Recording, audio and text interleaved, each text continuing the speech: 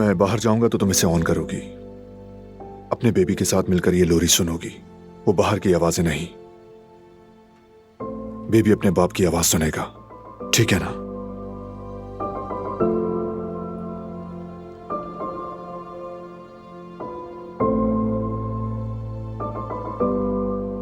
दिलान,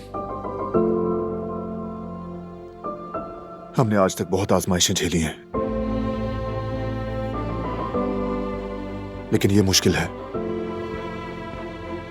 आज तुम मां होने का इम्तिहान दोगी।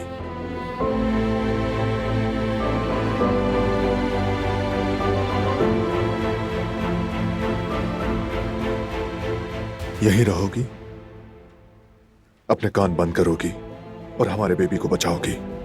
इसके अलावा कुछ नहीं।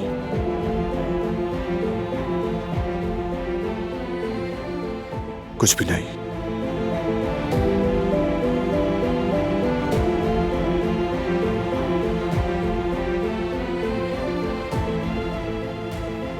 भरोसा है तुम पर।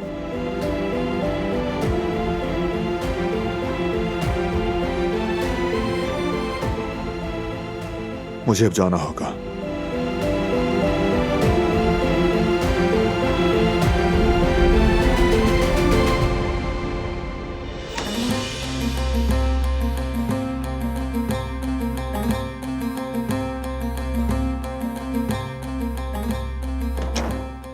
चलो बैठ जाओ तुम लोग भी।